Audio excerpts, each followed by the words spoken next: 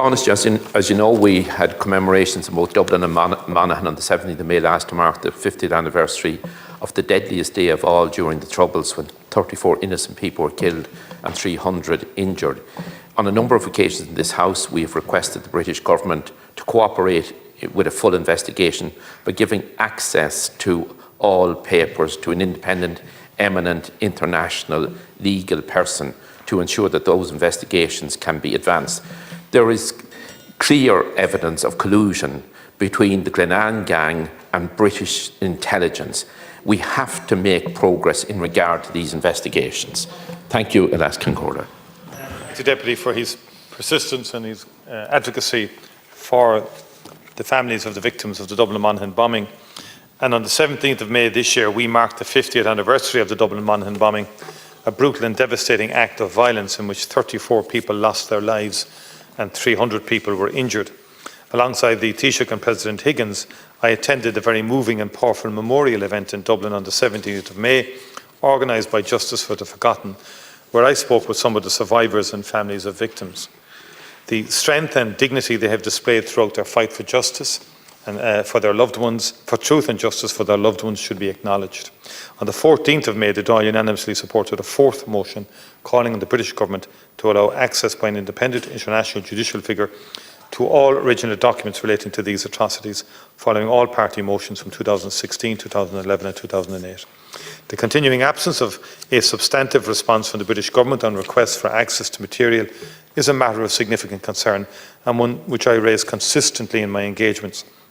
At the British Irish Intergovernmental Conference on the 29th of April in London, and during a meeting in Dublin on the 18th of April, I reminded the Secretary of State for Northern Ireland that the victims, survivors and families of those affected by the Dublin Monaghan bombing have now been waiting for half a century for answers, and urged them to respond to the calls made by this House.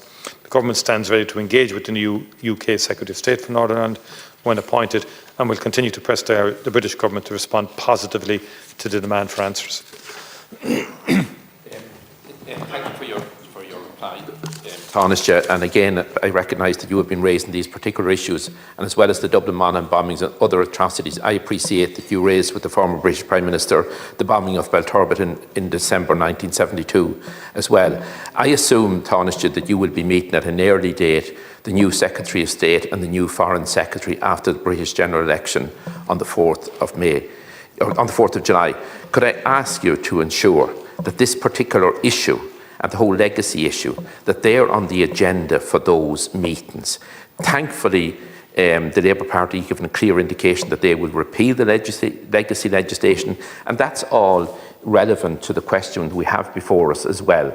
So, Tánaiste, I'm particularly anxious that that the British government can no longer try to use the excuse for national security interests that they cannot provide access to an independent person to all files and papers pertaining to the Dublin Monaghan bombings. It's long and long beyond time that the British government should recognise the requests of successive Irish governments and the requests of a sovereign parliament, our Oireachtas, to give access to those papers to an independent, eminent legal person.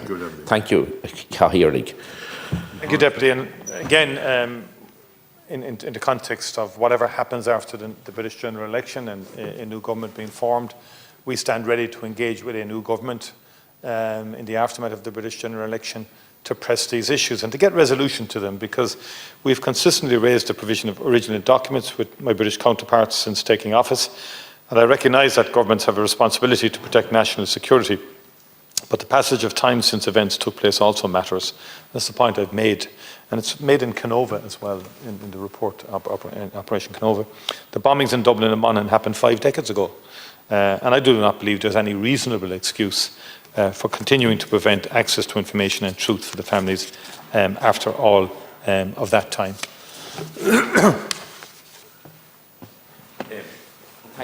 Thank you, Tánaiste. Again, Tánaiste, could I reiterate that people who lost family members, people who injured themselves, that say to me, Brendan, we are getting older. The truth is not being established. It's more than than 50 years ago now that these atrocities were carried out. We have to get the truth established.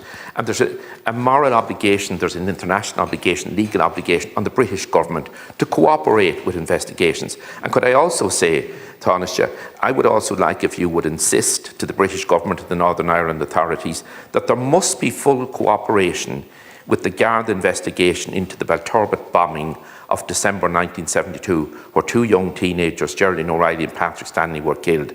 And there were also horrific incidents that night on the 27th of December 1972 in Clonus and Pettigo as well.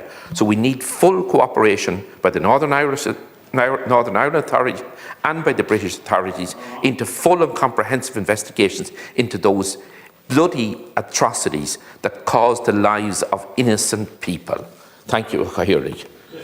I will absolutely do that, and I agree with you that it's taken far too long. And we recently had the Sean Brown case, for example, which I raised with the Secretary of State for Northern Ireland.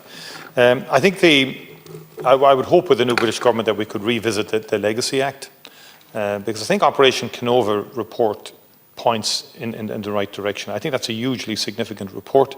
It underlines the need for a comprehensive, collective and victim-centred approach to legacy issues and places a strong emphasis on the importance of the European Convention on Human Rights as a safeguard of the Good Friday Agreement. And it lays bare also the futility, the immorality and the sordid nature of the Provisional IRA campaign and the failure of Republican leadership to acknowledge and apologise for those activities and intimidation of families. And legacy is multi-sided. And I think there's been a huge failure on behalf of Sinn Féin and others to deal with that aspect of the legacy in terms of Enniskillen, but it's all laid bare in Canova. And I look forward to Operation Denton. I hope Operation Denton will create an opportunity perhaps to really move on the Dublin Monaghan bombing case. I've met with Sir Ian Livingstone and given, I think, the frankness of the Operation Canova report and didn't pull his punches in any direction.